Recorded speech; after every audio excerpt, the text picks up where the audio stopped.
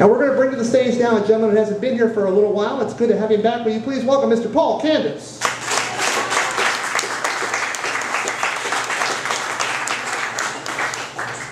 Ladies and gentlemen, about 8 years ago, I got a job as an apartment manager. Many of you know I've told many stories about apartment managing. And when I first got that job, I wanted to get my rent lowered every year. So what I did was I gave them an end of the year review, which was all the flyers and things I'd done. And they didn't ask for that, but every year, like for 3 years in a row, I got my rent lowered by $100. And finally I said, you know what, I don't want to pay any rent. I'm not going to pay any rent anymore. So I got a friend to write a letter for me saying, here's all the jobs that work together, and I got my rent, I got rid of it. But this is what happened. The woman said to me, she goes, well, you don't fix anything. And somebody who fixes things and takes the rent in, they don't pay rent. And so we kind of stared at each other for like 3 or 5 seconds, because I was like, well, I still want it. I still want no rent, basically. And so it was like months later, I wasn't paying rent, and the woman who takes in the rents, she wasn't telling me I had to pay rent. So like, 6 months later, we looked at it and said, oh, I guess you're not paying rent. And so I finally talked to my manager's manager, and said I thanked him for it, and I said, yeah, okay. So that's good. I'm not paying rent. For the last 5 years, I have not paid any rent. I recently got a second vehicle. I have a 2001 Toyota Corolla. So I have 2 housed vehicles right now, right? And my, someone gave me, I bought it from someone there, so that worked out really well, right? And I have a heated pool, right? So I mean, things are going well, And I thought, and sometimes you think, well, what if this job went away? Isn't that weird? Like, maybe the nephew would come in, or they could get rid of me like that because I don't have a contract for that job, for that apartment, because I just moved in from another one. It's like a 4-year-old apartment. And, so I'm thinking, maybe, no, don't think negative thoughts. You could bring that on. Stop it. There's no reason. But you're doing good and everything's fine. And then, like, also, what is the chance of that? What is the chance of that? Like, it's our theme night, folks. So, what is the chance of that I would get fired from that job, ladies and gentlemen? It's crazy. It's crazy to think like that. It makes no sense at all, actually. But I thought it every now and then. I said, get that out of your mind, right? So, my manager wanted to talk to me. I thought it was a little foreboding. I felt kind of some weird energy coming from him.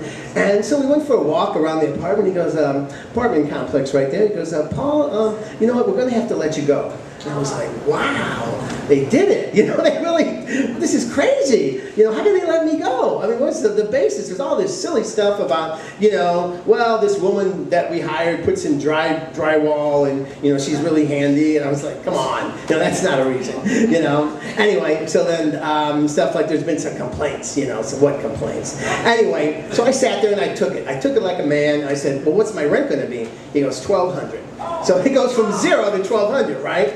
I'm going, oh, I can't pay that. I'm going to have to move out. And you heard the amenities. I can't leave this place, right? It's fabulous, And for $1,200, I don't know. I still want to pay less. Anyway, so he calls his boss, and his boss said, okay, this was March. He said, we'll give you April free. So I got April free. I said, oh, that's great. And so it gets to be the end of April, and I talked to my boss's boss. I said, look, come on. We've joked around before. You like me. I said, how about 1,000? Just knock it down 200. Come on, And how about for good behavior? And he thought that was very funny, good behavior, because I didn't pull it a big fight, whatever. And his bosses, which actually are his mother-in-law and his father-in-law, said no. So here I am with $1,200. And you know what? I got to tell you, it's peaceful. I don't get the weird calls from these children dressed up as adults, that are out on their own. And 11 o'clock at night, the electricity goes out. We come over there, and then she gets her roommate on the phone that moved out. She didn't pay the electric bill. So, you get a lot of metaphors like that. Now, people have never been on their own before, and you have to deal with that kind of crap, And so, what is the spiritual side of this? I mean, because basically, I didn't really do anything wrong, right?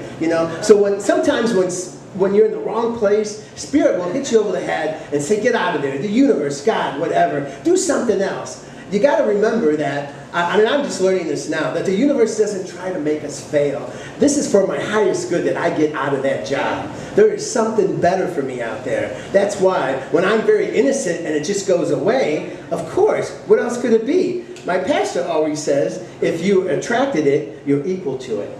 So that means that I'm equal to a $1,200 rent. And I have 3 rents now in a special account that I made, so it's true. I am attracted. I am available for that, and I am very clumsy as well.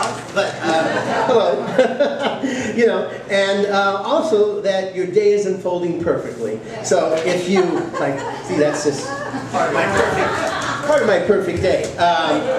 Which means that whatever you think is challenges are lessons to be learned from. So here I am to say thank you, and that's my story.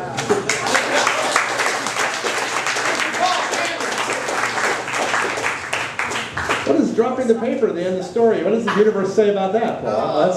What does that signify? Concentrate. Concentrate. There we go. See?